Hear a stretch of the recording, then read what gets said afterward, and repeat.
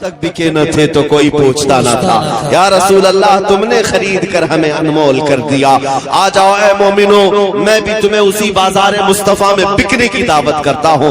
بے دام ہی بک جائیے بازار نبی میں. اس شان کے سودے میں خسارے نہیں ہوتے, اس شان کے سودے میں خسارے نہیں ہوتے. سنیوں تمہارے شہر حنبل میں سنیوں کا شہر آیا ہے. تمام حضرات ہاتھ اٹھا کے بولیں گے نعرہ تکبیر. فَلْيَحْذَرِ الَّذِينَ يُخَالِفُونَ عَنْ أَمْرِهِ أَن تُصِيبَهُمْ فِتْنَةٌ أَوْ يُصِيبَهُمْ عَذَابٌ أَلِيمٌ. صدق الله مولانا العظيم وبلغنا رسوله النبي الأمين المتين المختار الكريم ونحن على ذلك من الشاهدين والشاكرين والحمد لله رب العالمين. بارگاہ رسالت میں آپ صلی اللہ تعالی علیہ وسلم میں درود پاک کا ہدیہ پیش کریں. اللہم صلی علی سیدنا و شفیعنا. اللهم صل على سيدنا ومولانا محمد معدن الجود والكرم وآله وأصحابه الكرام وابنه الكريم وبارك وسلم صلاة دائمة سرمدا أبدا. عزیزان گرامی وقار, سنبھل کی سرزمین پر آج یہ جو سروں کا سمندر نظر آ رہا ہے, یہ کسی دنیا دار یا کسی نیتا کے لیے نہیں, میرے مصطفیٰ کے نام پر آیا ہوا ہے. بے شک. سبحان اللہ سبحان اللہ.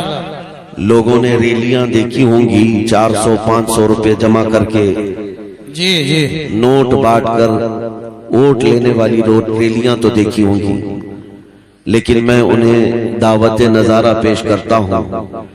یہ غریب مسلمان جو سخت ٹھنڈیوں کی رات میں بھی اگر کسی کے لیے جمع ہو سکتے ہیں تو صرف گنبد خضرا کے مکان. بے شک. سبحان اللہ. حقیقت. الحمدللہ یہ جذبہ صدا اللہ تعالی ہم سب کا سلامت رکھے اور آپ کو اللہ تعالی اسی جذبے پر قائم رکھے. آمین. قرآن عظیم میں اللہ تعالیٰ نے ارشاد فرمایا, لوگوں کو یہ چاہیے کہ وہ میرے نبی کے حکم کی مخالفت کرنے سے بچیں. فَلْيَحْذَرِ الَّذِينَ يُخَالِفُونَ عَنْ أَمْرِهِ, ان لوگوں کو چاہیے کہ بچ جائیں نبی پاک کے حکم کی مخالفت کرنے سے, ورنہ کیا ہوگا؟ اللہ فرماتا ہے ان تصیبہم فتنہ او یصیبہم عذاب علیم. اگر تم اس رسول کے امر کی, ان کے حکم کی مخالفت لگے رہو گے تو ان قریب فتنے میں مبتلا ہو جاؤ گے یا دردناک عذاب میں گرفتار ہو گے. دو باتیں آنی کمپلسری ہیں. اگر ان کا طریقہ چھوڑو گے, اگر ان کے حکم کی مخالفت کرو گے, یا تو فتنوں میں مبتلا ہوگے یا دردناک عذاب میں گرفتار ہو گے. اسی لیے آج میں بہت ساری جگہوں پر بڑے بڑے دانشوروں کو یا پھر ایجوکیٹڈ لوگوں کو سیمینار کرتے ہوئے دیکھتا ہوں. مسلمانوں کے پسماندگی کو عروج دینے کے لیے وہ بڑے بڑے سیمینار بھی کرتے ہیں, اس میں ایڈوکیٹس بھی آتے ہیں, اس میں ڈاکٹرز انجینئر سب جمع ہو کر کے سر جوڑ کر کے بیٹھتے ہیں اور معاملات ڈسکس کرتے ہیں. کئی جگہوں کی خبریں آئی کہ مسلمان آخر کیوں پسماندہ ہے, مسلمان کیوں آخر ذلت کی طرف جا رہا ہے, کیوں اس طرح ٹھوکروں پر جی رہا ہے. اس پر بہت سارے بڑے بڑے دانشور اپنے اپنے فیصلے دیتے ہیں, لیکن برسوں پہلے ہی اقبال نے کہا تھا, سبب کچھ اور ہے جسے تو خود سمجھتا. سبب کچھ اور ہے جسے تو خود سمجھتا ہے, زوال بندے مومن کا بے زری سے نہیں. مال نہ ہونے کی وجہ سے ہم بچھڑے ہوئے لوگ نہیں ہیں, یا پھر ہتھیار نہ ہونے کی وجہ سے ہم بچھڑے ہوئے لوگ نہیں ہیں. حکومت تخت تاج ہمارے پاس نہیں اس لیے بچھڑے ہوئے نہیں ہیں, بلکہ حقیقی وجہ کیا ہے اس کو اقبال نے یوں کہا, طریق مصطفیٰ کو چھوڑنا ہے وجہ بربادی. اسی سے قوم دنیا میں ہوئی ہے بے اقتدار اپنی, اور اس کا علاج کیا ہے؟ علاج صرف ایک ہی ہے, ہمیں کرنی ہے شہنشاہ بطحا کی رضا جو. وہ اپنے ہو گئے تو رحمت پروردگار اپنی. نبی پاک صلی اللہ تعالی علیہ وسلم کی رضا یہ عین ایمان ہے، اور مسلمانوں ہماری اصل زندگی بھی یہی ہے۔ بے شک آج تو جلسے کا عنوان رکھا گیا ناموس رسالت کی حفاظت کے متعلق، تحفظ ناموس رسالت۔ میں کہتا ہوں یہ صرف جلسوں کا عنوان نہیں، ہر مومن کی پوری زندگی کا عنوان ہے۔ واہ، بے شک بے شک۔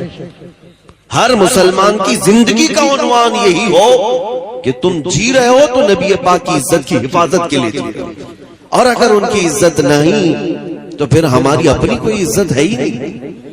آبرو ما زنام مصطفیٰ است، ہم سب کی عزت و آبرو مصطفیٰ کے نام سے ہے۔ ہر چے دری دنیا باد مصطفیٰ است، جو کچھ بھی دنیا میں ہمیں ملا ہے وہ مصطفیٰ کے بعد ہے۔ فرسٹ پرائیوریٹی حضور کی ذات ہے۔ نبی پاک صلی اللہ تعالی علیہ وسلم کی رضا اگر اتنی اہم نہ ہوتی تو صحابہ اکرام رضوان اللہ تعالی علیہ مجمعین میں کوئی اپنی سہاگ رات چھوڑ کر کے میدان احد میں نہیں آ رہا ہوتا۔ جی جی۔ اگر حضور پاک صلی اللہ تعالی علیہ وسلم کی رضا اتنی اہم نہ ہوتی تو اپنا گھر بار سب لٹا کر کے کوئی صدیق اکبر نہیں آ رہے ہوتے۔ عزیزان گرامی، صحابہ یہ سمجھ چکے تھے، جس کی ترجمانی بریلی کے امام نے کیا تھا، تاجدار اہل سنت امام عشق و محبت نے کیا تھا۔ قرآن تو ایمان بتاتا ہے انہیں، اور ایمان یہ کہتا ہے میری جان ہے۔ فَإِنَّ الْحُبَّ هُوَ الْإِيمَانُ كُلُّهُ أَلَا لَا إِيمَانَ لِمَنْ لَا مُحَبَّةَ لَهُ۔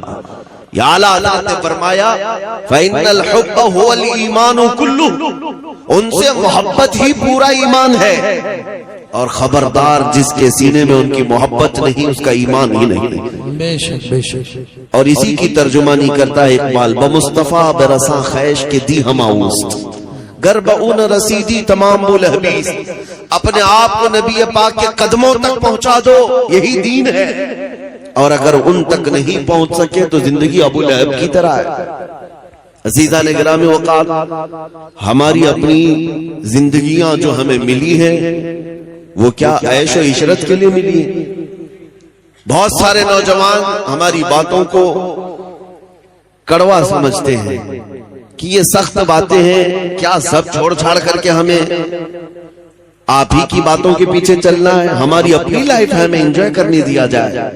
ابھی تمہاری جوانی ابھری ہے کہ تمہیں دنیا حسین لگنے لگی۔ میرے عزیزوں، کس نے کہا کہ تمہاری اپنی لائف ہے اور تم اپنے انجوائے کرو گے؟ یہ کفار و مشرکین کی بولی ہے، یہ ظالموں کی بولی ہے جو یہ کہتے ہیں کہ ہماری لائف ہے، ہمیں آزادی سے جینے دیا جائے۔